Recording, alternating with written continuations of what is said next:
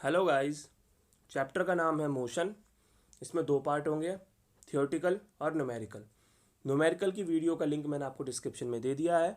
आप वहां पर जाकर के अपने न्यूमेरिकल का एक एक डाउट क्लियर कर सकते हैं। इस वीडियो में हम इस चैप्टर की थ्योरी पढ़ेंगे। बिना देर किए स्टार्ट करते हैं, लेकिन इस वीडियो को पूरा देखिएगा क्योंकि ये टॉपिक आपके लिए बहुत ज़्यादा इंपॉर्टेंट है रिगार्डिंग टू पेपर। सबसे पहले हम पढ़ेंगे स्पीड क्या होती है। Speed of a body, body का मतलब यहाँ पर किसी चीज़ से है। Speed of a body is the distance travelled by it per unit time. यहाँ पे दो चीज़ें हैं, एक डिस्टेंस है और एक पर यूनिट टाइम है। ठीक है, पर यूनिट टाइम का मतलब होता है सेकंड, मिनट या आवर, तीनों में से कोई भी हो सकता है। ठीक है, तो अगर कोई चीज़ सेकंड, मिनट या आवर में एक डिस्टेंस ट्रेवल्ड करती है तो हम उसे उसकी स्पीड कहेंगे। यानी अगर कोई चीज़ पर यूनिट टाइम में सेकंड, मिनट या आवर में एक डिस्टेंस ट्रेवल्ड करती है तो हम उसे उसकी स्पीड कहेंगे। I hope it is clear. Alright, और स्पीड में हमने दो चीज़ों की बात करी है, डिस्टेंस और पर यूनिट टाइम की। अब हम पढ़ते हैं velocity. Velocity of a body is the distance travelled by it per unit time in a given direction. अब यहाँ पर हमने वेलोसिटी में तीन चीज़ों की बात की है, डिस्टेंस, पर यूनिट टाइम और डायरेक्शन। और आप देख रहे हैं डिस्टेंस और पर यूनिट टाइम जो है वो बिल्कुल स्पीड की तरह ही है, डिस्टेंस और पर यूनिट टाइम के। बस यहाँ पर एक चीज़ अलग है, वो है डायरेक्शन। तो हम ये बोल सकते हैं इन शॉर्ट कि जब हम स्पीड में डायरेक्शन को प्लस कर देते हैं तो वो हमारी वेलोसिटी बन जाती है। यानी speed plus direction is equals to velocity, ये हमारी बन जाती है वेलोसिटी अगर हम स्पीड में डायरेक्शन को जोड़ देते हैं तो। अब हम एक एग्जांपल के ज़रिए इसको समझने की कोशिश करेंगे। अगर कोई लड़का राम है और वो एक सड़क पे खड़ा हुआ है, अब अगर वो लड़का 10 किलोमीटर चलता है और जब कोई उससे पूछता है कि तुम कहाँ गए थे, तो वो बोलता है कि मैं 10 किलोमीटर चला। उसने ये नहीं बताया कि मैं किस तरफ चला, ईस्ट में, नॉर्थ में, साउथ में या वेस्ट में। वो ये नहीं बताता है, वो डायरेक्शन नहीं बताता है। बस वो ये बोलता है कि मैं 10 किलोमीटर चला 2 मिनट के अंदर। तो ये उसकी स्पीड है। लेकिन अगर वो बच्चा, वो राम, ये बोलता है कि मैं 10 किलोमीटर चला 2 मिनट में ईस्ट की तरफ या वेस्ट की तरफ, यानी वो अपना डायरेक्शन भी बताता है, तो वो उसकी वेलोसिटी कहलाएगी। यानी कि वेलोसिटी और स्पीड में कोई अंतर नहीं है। वेलोसिटी बिल्कुल स्पीड की तरह ही है, जिसमें हम टाइम और डिस्टेंस की बात करते हैं, बस वेलोसिटी के अंदर हम डायरेक्शन भी बता देते हैं। अगला पढ़ते हैं। स्पीड जो है it is a scalar quantity और velocity it is a vector quantity. अब ये स्केलर क्वांटिटी और वेक्टर क्वांटिटी क्या होता है, आप इस वीडियो में बने रहिए, मैं आपको आगे बताने वाला हूँ। तीसरे पॉइंट की तरफ पढ़ते हैं। It can not be zero, speed कभी ज़ीरो नहीं हो सकती है। Velocity it can be zero, velocity जो है वो ज़ीरो हो सकती है। ठीक है, अब आगे चलते हैं, हम पढ़ेंगे अब स्केलर क्वांटिटी और वेक्टर क्वांटिटी के बीच में क्या डिफरेंस है।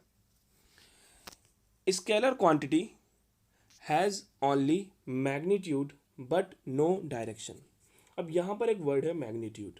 मैग्नीट्यूड का मतलब क्या होता है, तो मैग्नीट्यूड का मतलब इस चैप्टर में है न्यूमेरिकल वैल्यू से, जैसे 10, 20, 30, 40, 100, 1000, ये सब न्यूमेरिकल वैल्यू है ना। तो मैग्नीट्यूड का मतलब होता है न्यूमेरिकल वैल्यू से। तो scalar quantity has only magnitude but no direction, यानी स्केलर क्वांटिटी में मैग्नीट्यूड होता है यानी न्यूमेरिकल वैल्यू होती है, लेकिन कोई डायरेक्शन नहीं होता। और इसीलिए हम स्पीड को स्केलर क्वांटिटी कहते हैं, क्योंकि स्पीड के अंदर मैग्नीट्यूड तो होता है कि राम जो है वो 10 किलोमीटर चला 2 मिनट में, तो 10 जो था वो भी न्यूमेरिकल वैल्यू है, 2 है वो भी न्यूमेरिकल वैल्यू, यानी मैग्नीट्यूड तो है स्पीड में, लेकिन डायरेक्शन नहीं है कि किस तरफ चला, तो उसको बोलते हैं हम स्केलर क्वांटिटी। ठीक है, वहीं दूसरी तरफ हम बात करते हैं वेक्टर क्वांटिटी की। तो vector quantity has both magnitude and direction. Vector quantity में मैग्नीट्यूड भी होता है और डायरेक्शन भी होता है। यानी राम जो है वो 10 किलोमीटर 2 मिनट में चलेगा, यानी मैग्नीट्यूड हो गया ये तो, और साथ में वो ईस्ट या वेस्ट या फिर किस तरफ चलेगा, दिल्ली पंजाब, वो डायरेक्शन भी बता रहा है। तो ये वेक्टर क्वांटिटी जो होती है वो वेलोसिटी की पहचान होती है, और स्केलर क्वांटिटी जो होती है वो स्पीड की पहचान होती है। यानी स्केलर क्वांटिटी में केवल मैग्नीट्यूड ही होगा अकेला, और वेक्टर क्वांटिटी में मैग्नीट्यूड और डायरेक्शन दोनों होंगे। आगे पढ़ते हैं यहाँ पर, any change in scalar quantity is the reflection of change in magnitude. Reflection का मतलब होता है दिखाता है या दर्शाता है, कि स्केलर क्वांटिटी में अगर कोई भी चेंज होता है तो वो ये दिखाता है कि ये चेंज मैग्नीट्यूड की वजह से हुआ होगा, क्योंकि स्केलर क्वांटिटी में केवल मैग्नीट्यूड ही होता है। वहीं दूसरी तरफ any change in vector quantity can reflect either change in direction और चेंज इन मैग्नीट्यूड और चेंज इन बोथ। यानी वेक्टर क्वांटिटी में जो भी चेंज होता है वो या तो डायरेक्शन की वजह से हुआ होगा, या फिर मैग्नीट्यूड की वजह से हुआ होगा, या फिर दोनों की वजह से ही हुआ होगा। तो ये आपको समझ में आ गया होगा। अब आगे हम चलते हैं। अब हम यहाँ पर बहुत ही मज़ेदार चीज़ पढ़ने वाले हैं। हम यहाँ पे डिस्टेंस और डिस्प्लेसमेंट के बीच में डिफरेंस समझने वाले हैं। इस टॉपिक को आप बहुत ध्यान से समझिएगा, ये टॉपिक आपके लिए बहुत ज़्यादा इंपॉर्टेंट है। यहाँ जो 4 पॉइंट लिखे हैं ये आप रट तो लेंगे, लेकिन अगर आपको इनका मीनिंग समझ में नहीं आया ना तो आप एग्ज़ाम में गलती करने वाले हैं बहुत बड़ी। तो मैं आपको समझा देता हूँ। पहले तो डिस्टेंस और डिस्प्लेसमेंट में क्या डिफरेंस है। दरअसल डिस्टेंस का मतलब मैं यहाँ पर लिखने वाला हूँ एडिशन से, कि डिस्टेंस में हम ऐड करते हैं, आप इस बात को ध्यान रखिएगा, और डिस्प्लेसमेंट में हम सब्ट्रैक्ट करते हैं यानी माइनस करते हैं। डिस्टेंस में हम ऐड करते हैं और डिस्प्लेसमेंट में हम सब्ट्रैक्ट करते हैं। ये मैं क्यों बोल रहा हूँ मैं आपको भी बता रहा हूँ। अब देखिए डिस्टेंस की डेफिनेशन क्या है। Length of actual path travelled by an object. Object माने चीज़, कोई भी चीज़ जब ट्रेवल्ड करती है एक्चुअली तो उस लेंथ को उसका डिस्टेंस कहते हैं। अब एक एग्जांपल से हम समझते हैं। राम है, जो राम नाम का लड़का है, वो पहले 10 किलोमीटर चलता है। ओके, अपने घर से 10 किलोमीटर वो पहले चलता है। उसके बाद वो लड़का अपने घर की तरफ वापस 4 किलोमीटर आ जाता है। तो पहले वो 10 किलोमीटर चला, फिर वो 4 किलोमीटर आ गया, तो उसका डिस्टेंस क्या होगा। डिस्टेंस के लिए आपको मैंने बताया हमें ऐड करना है, तो हम करेंगे 10 + 4 = 14 किलोमीटर। ये उसका डिस्टेंस हो गया है। अब एक एग्जांपल हम और लेते हैं। एक लड़की है, ठीक है। अब वो लड़की जो है वो पहले अपने घर से 20 किलोमीटर चलती है, उसके बाद वो मुड़ जाती है और फिर वो 5 किलोमीटर चलती है, उसके बाद वो फिर मुड़ जाती है और फिर वो चलती है 10 किलोमीटर। तो डिस्टेंस के लिए हम ऐड करते हैं, यानी टोटल लड़की कितना चलेगी, 20 20 + 5 + 10 यानी 35 किलोमीटर। ये हो गया डिस्टेंस। तो डिस्टेंस के लिए हम ऐड करते हैं। अब बात करते हैं डिस्प्लेसमेंट की। डिस्प्लेसमेंट की हम बात करते हैं तो shortest length between initial, initial का मतलब होता है शुरुआती पॉइंट, यानी जहाँ से उसने चलना शुरू किया है अपने घर से तो उसका घर इनिशियल पॉइंट हो जाएगा, अपने स्कूल से तो उसका स्कूल इनिशियल पॉइंट हो जाएगा, सड़क के किसी कोने से तो सड़क का कोना जो है वो उसका इनिशियल पॉइंट हो जाएगा। तो शॉर्टेस्ट लेंथ, इसमें शॉर्टेस्ट यानी छोटी लेंथ होती है डिस्प्लेसमेंट में। डिस्टेंस तो काफ़ी लंबा लंबा तय हो सकता है, लेकिन डिस्प्लेसमेंट काफ़ी छोटा होता है। Shortest length between initial point and far point of an object. किसी भी ऑब्जेक्ट का जो इनिशियल पॉइंट होता है जहाँ से वो चल रहा है और जो फार पॉइंट होता है उसके बीच में जो छोटा सा डिस्टेंस होता है उसे डिस्प्लेसमेंट कहते हैं। ये तो डेफिनेशन एग्जाम में याद करने के लिए। अब मैं आपको इसका मीनिंग समझाता हूँ एग्जाम्पल की हेल्प से। राम नाम का लड़का पहले अपने घर से चलता है 10 किलोमीटर, ठीक है। पहले अपने घर से वो 10 किलोमीटर चलता है, फिर वो अपने घर की तरफ वापस 4 किलोमीटर आता है। अब मैंने आपको इसमें बताया हुआ है कि डिस्प्लेसमेंट में हम सब्ट्रैक्ट करते हैं, तो अगर हम 10 में से 4 को माइनस कर देते हैं तो हमारा कितना आएगा, 6 आएगा, और ये 6 कहलाएगा इसका डिस्प्लेसमेंट। ध्यान रखिएगा डिस्टेंस में मैंने इसी एग्जांपल में ऐड किया था और मैंने 14 लिखा था आंसर वहाँ पर। तो डिस्प्लेसमेंट में हम सब्ट्रैक्ट करेंगे और डिस्टेंस में हम ऐड करेंगे। और डिस्प्लेसमेंट में आपने देखा हमने सब्ट्रैक्ट किया तो कितना आंसर आया हमारा, 6 आया। अब एक एग्जांपल हम और लेते हैं। वही राम नाम का लड़का पहले अपने घर से 10 किलोमीटर चलता है सामने की तरफ, और फिर वो लौट करके आता है 15 किलोमीटर। तो अब हम क्या करेंगे, अब हम करेंगे 10 माइनस 15, कितना आएगा हमारा आंसर, -5। ध्यान रखिएगा हम 10 में से ही 15 को माइनस करेंगे, यानी जितना जितना वो पहले चला था उससे ही हम उसकी बाद वाली वैल्यू को माइनस करेंगे, हम ये नहीं देखेंगे इसमें बड़ा छोटा कौन सा है। ठीक है, तो हमने करा 10 माइनस 15, तो हमारा आंसर आया -5। अब एक एग्जाम्पल और भी देखते हैं। राम नाम का लड़का पहले अपने घर से 10 किलोमीटर चलता है और फिर वो वापस अपने घर की तरफ आता है, 10 किलोमीटर लौट करके आता है, यानी घर से 10 किलोमीटर गया और 10 किलोमीटर लौट करके आ गया, यानी वापस वो अपने घर पे आ गया। तो उसने डिस्प्लेसमेंट कितना किया, तो 10 माइनस 10 इक्वल्स टू 0। तो यहाँ पर हमें एक चीज़ समझ में आती है कि डिस्प्लेसमेंट जो होता है वो पॉजिटिव भी हो सकता है, नेगेटिव भी हो सकता है और ज़ीरो भी हो सकता है, लेकिन जो आपका डिस्टेंस होता है वो केवल पॉजिटिव ही होता है, वो कभी नेगेटिव या ज़ीरो नहीं हो सकता। अब आगे देखिए, distance it as scalar quantity, इसकी स्केलर क्वांटिटी होती है, यानी इसमें केवल मैग्नीट्यूड होता है डिस्टेंस में, हम इसमें कभी भी डायरेक्शन नहीं बताते। बस हम 10 किलोमीटर चल रहे हैं हम ये बोल देंगे, लेकिन हम किस तरफ चल रहे हैं ये नहीं बताते इसमें। डिस्प्लेसमेंट में ये वेक्टर क्वांटिटी होती है, यानी इसमें जो है मैग्नीट्यूड भी होता है और डायरेक्शन भी होता है। थर्ड पॉइंट, डिस्टेंस की बात करते हैं, इट रिमेन पॉजिटिव, ये हमेशा पॉजिटिव ही रहता है, ये कभी जीरो नहीं हो सकता, ना ही नेगेटिव हो सकता है, आपको मैंने बता दिया है। डिस्प्लेसमेंट जो है पॉजिटिव, नेगेटिव और जीरो तीनों में से कुछ भी हो सकता है। Fourth point, distance can be equal to displacement, distance जो होता है वो कभी कभी डिस्प्लेसमेंट के बराबर हो सकता है। अब यार ये यहाँ पर क्या बोल दिया मैंने बिल्कुल सही बोला है। अब मैं आपको एक एग्जांपल समझाता हूँ। देखिए, राम जो है वो अपने घर से 10 किलोमीटर चला सामने की तरफ, बस वहीं पर जाके वो रुक गया, वो लौट करके नहीं आया, ना ही वो कहीं मुड़ा। तो डिस्टेंस कितना होगा, डिस्टेंस में हम हमेशा ऐड करते हैं, तो यहाँ पे तो ऐड करने के लिए कुछ है ही नहीं, तो उसका डिस्टेंस 10 किलोमीटर ही होगा। वहीं दूसरी तरफ डिस्प्लेसमेंट में इसी एग्जांपल को लेते हैं कि राम जो है अपने घर से पहले 10 किलोमीटर चला, लेकिन वो लौट करके नहीं आया, लेकिन हमें इसमें सब्ट्रैक्ट तो करना ही करना है डिस्प्लेसमेंट में, तो हम कर देंगे 10 माइनस 0। हम मान लेंगे जीरो, वो जीरो हो गया क्योंकि वो लौट करके नहीं आ रहा, 2-3 किलोमीटर 4 किलोमीटर वो लौट के नहीं आ रहा, तो हमने 10 में से 0 माइनस कर दिया, क्योंकि हम पे माइनस करने के लिए कोई भी नंबर नहीं था। तब भी आंसर कितना आएगा, 10 ही आएगा। तो याद रखना, डिस्टेंस जो है वो डिस्प्लेसमेंट के बराबर हो सकता है, but displacement can be equal to distance और इट्स लेसर देन डिस्टेंस।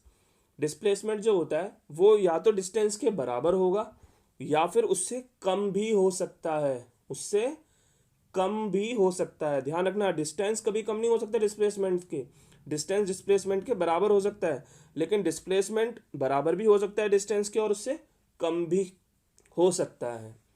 ठीक है, ऊपर दिया गया एग्जाम्पल इस बात का उदाहरण है कि डिस्प्लेसमेंट डिस्टेंस से कभी कभी कम भी हो सकता है। यहाँ पर 6 किलोमीटर डिस्प्लेसमेंट है और डिस्टेंस इसी एग्जाम्पल में 14 किलोमीटर है। चलिए, आपको समझ में आ गया है, अब आगे चलते हैं।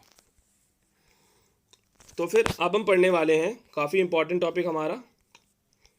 अब हम पढ़ने वाले हैं यहाँ पर मोशन किसे कहते हैं। ठीक है, an object is said to be in motion when its position change with time. कोई भी ऑब्जेक्ट यानी चीज़ जब अपनी पोजीशन चेंज करती है, यानी जब वो एक जगह से दूसरी जगह चली जाती है एक टाइम में, वो टाइम मिनट सेकंड या आवर भी हो सकता है, तो उसे हम बोलते हैं उस चीज़ का मोशन। और कोई भी चीज़ चलना शुरू कहाँ से करती है, अपने इनिशियल पॉइंट से, उसके घर से या सड़क के किसी किनारे से या स्कूल से या कमरे से, कोई भी चीज़ अपने इनिशियल पॉइंट से चलना शुरू करती है। उस इनिशियल पॉइंट को हम उसका रेफरेंस पॉइंट भी बोल सकते हैं। तो we describe the location of an object by specifying a reference point. हम उस ऑब्जेक्ट के स्टार्टिंग पॉइंट को रेफरेंस पॉइंट के नाम से भी जान सकते हैं। तो ये आपके मोशन की डेफिनेशन है, अगर एग्जाम में आती है तो आपको यही लिखना होगा। ठीक है, उसके बाद देखिए यहाँ पे दो चीज़ें दी हुई हैं, uniform motion and non uniform motion. अब देखिए यहाँ पर है क्या, पहले यूनिफॉर्म मोशन पढ़ लेते हैं, आपको ध्यान समझना है इस टॉपिक को। When an object cover equal distance in equal interval of time it is said to be in uniform motion. कोई भी ऑब्जेक्ट जब कवर करता है equal distance equal interval of time में, तो उसे हम बोलते हैं यूनिफॉर्म मोशन। मैं आपको इसका एग्जाम्पल देके समझाता हूँ, आप बहुत ध्यान से समझिएगा। ठीक है, कि मान लीजिए कोई बाइक है, मान लीजिए कोई बाइक है, वो पहले 2 मिनट में 10 किलोमीटर चलती है, उसके बाद वो अगले 2 मिनट में भी 10 किलोमीटर ही चलती है, उसके बाद वो अगले 2 मिनट में भी 10 किलोमीटर ही चलती है। यानी यहाँ पर डिस्टेंस जो है वो इक्वल है कि हर 2 मिनट में वो 10 किलोमीटर चल रही है, यानी हर बार वो 10 किलोमीटर चल रही है। यानी यहाँ पे इक्वल डिस्टेंस है और इक्वल इंटरवल ऑफ टाइम, यानी टाइम भी यहाँ पर फिक्स है, 2 मिनट 2 मिनट और 2 मिनट। तो अगर कोई भी चीज़ इक्वल इंटरवल ऑफ टाइम में इक्वल डिस्टेंस कवर्ड करती है तो उसे हम बोलते हैं uniform motion. Non uniform motion, example लेते हैं, एक बाइक है, वो पहले 2 मिनट में चलती है 10 किलोमीटर, फिर अगले 2 मिनट में चलती है 5 किलोमीटर और फिर अगले 2 मिनट में चलती है 20 किलोमीटर। तो इसका मतलब क्या हुआ कि ये है नॉन यूनिफॉर्म मोशन, क्योंकि यहाँ पे इंटरवल ऑफ टाइम तो सेम है, इक्वल है, 2 मिनट 2 मिनट 2 मिनट, लेकिन यहाँ पे डिस्टेंस जो है ना वो अनइक्वल है। पहले 2 मिनट में वो 10 किलोमीटर चल रही है, अगले 2 मिनट में वो 5 किलोमीटर चल रही है, फिर अगले 2 मिनट में वो 20 किलोमीटर चल रही है। तो अगर डिस्टेंस अनइक्वल हो और इंटरवल ऑफ टाइम इक्वल हो तो वो कहलाता है non uniform motion. I hope it is clear. अब हम आगे चलते हैं, एक्सेलरेशन किसे कहते हैं। व्हेन द वेलोसिटी, मुझे आपको वेलोसिटी को बताने की ज़रूरत नहीं है, वेलोसिटी का मतलब मैंने आपको शॉर्ट में समझाया था कि स्पीड को अगर हम डायरेक्शन के साथ बताते हैं तो उसको उसकी वेलोसिटी कहते हैं। तो when an velocity of an object change it is said to be accelerating. Okay, acceleration is the rate of change of velocity with time. अगर एक टाइम में, यानी वही सेकंड, मिनट या आवर में कोई भी चीज़ अपनी वेलोसिटी को चेंज करता है, यानी अपनी स्पीड को चेंज करता है डायरेक्शन के साथ साथ, अपनी स्पीड को चेंज करता है डायरेक्शन के साथ साथ, क्योंकि वेलोसिटी माने स्पीड प्लस डायरेक्शन। तो अगर एक टाइम में, एक सर्टेन टाइम में कोई भी चीज़ अपनी वेलोसिटी को चेंज करती है तो हम बोलते हैं कि वो एक्सेलरेशन कर रही है। तो आपको समझ में आ गया होगा कि एक्सेलरेशन का मतलब होता है change in velocity, change in rate of velocity, एक ही बात है दोनों का मतलब, ठीक है। अब एक्सेलरेशन जो होते हैं इसके 2 पार्ट होते हैं, एक होता है पॉजिटिव एक्सेलरेशन और एक होता है नेगेटिव एक्सेलरेशन। अब पॉजिटिव एक्सेलरेशन और नेगेटिव एक्सेलरेशन का मतलब क्या होता है। पॉजिटिव एक्सेलरेशन का मतलब होता है इंक्रीजिंग स्पीड, कि अगर हम किसी चीज़ की स्पीड बढ़ा रहे हैं, यानी वेलोसिटी बढ़ा रहे हैं, क्योंकि स्पीड और वेलोसिटी में कोई अंतर खास नहीं होता डायरेक्शन को छोड़ करके, आप यहाँ पे इंक्रीज वेलोसिटी भी बोल सकते हो। तो अगर हम किसी चीज़ की वेलोसिटी को इंक्रीज कर रहे हैं तो हम बोलेंगे कि हम पॉजिटिव एक्सेलरेशन कर रहे हैं, और अगर हम किसी चीज़ की वेलोसिटी को डिक्रीज कर रहे हैं तो हम बोलेंगे हम नेगेटिव एक्सेलरेशन कर रहे हैं। फॉर एग्जाम्पल, जब हम बाइक स्टार्ट करते हैं, कंपनी की तरफ जाते हैं, तो हम स्पीड को तेज़ करते हैं ताकि हम कंपनी जल्दी पहुंच सकें, तो वहाँ पर हम करते हैं पॉजिटिव एक्सेलरेशन, क्योंकि हम वेलोसिटी को इंक्रीज़ कर रहे हैं। वहीं दूसरी तरफ जब हमें कहीं पर रुकना होता है बाइक से, तो हम ब्रेक लगाते हैं ताकि जो हमारी वेलोसिटी है बाइक की, जो स्पीड है वो कम हो जाए, तो वहाँ पर हम नेगेटिव एक्सेलरेशन कर रहे हैं। अब नेगेटिव एक्सेलरेशन को हम 2 नाम से और भी जानते हैं, ठीक है, रिटार्डेशन और डी एक्सेलरेशन। ऑलराइट, तो नेगेटिव एक्सेलरेशन के 2 नाम भी होते हैं, पेपर में हम इन नामों से भी इसको जान सकते हैं। आई होप सो आपको वीडियो पसंद आई होगी। Subscribe my channel and like my videos. Bye.